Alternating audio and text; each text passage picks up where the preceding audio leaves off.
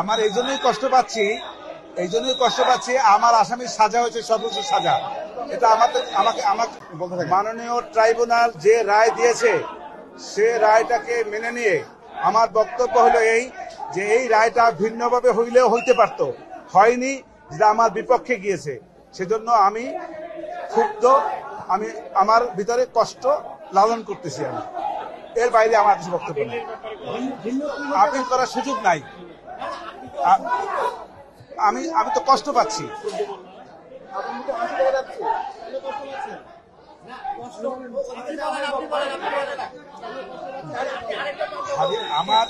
আমার এই জন্যই কষ্ট পাচ্ছি আমার আসামির সাজা হয়েছে সর্বোচ্চ সাজা। এটা আমাকে কষ্ট দেবে না, এটাই স্বাভাবিক। আমি কষ্ট পাচ্ছি, এটাই আমার বক্তব্য।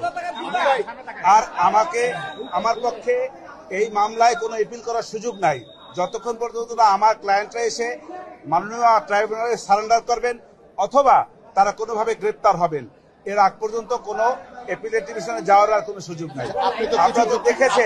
আপনারা তো দেখেছেন যে আমাকে রায়ের কপিও মাননীয় ট্রাইব্যুনাল দিবে না বলেছে।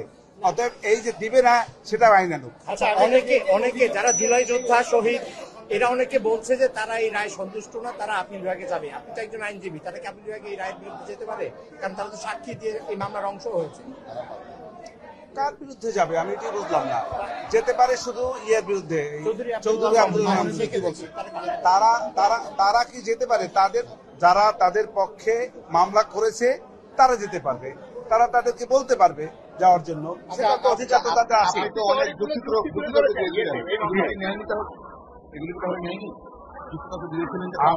আমার যুক্তিতর্ক ন্যায়নীতা তো বলবো না, আমার যুক্তিতর্ক তো ওনারা নিয়েছেন, অনেক কিছু তো নিয়েছেন। নেওয়ার ফলে মাননীয় ট্রাইব্যুনালের কাছে মনে হয়েছে আমার যুক্তির চাইতে ওনাদের যুক্তি আরো বেশি স্ট্রং, সেটা মনে করে তারা সেইভাবে রায় দিয়েছেন।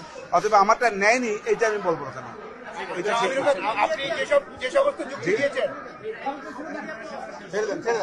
আমি তো বলেছি এই রায়ে আমি কষ্ট পাচ্ছি।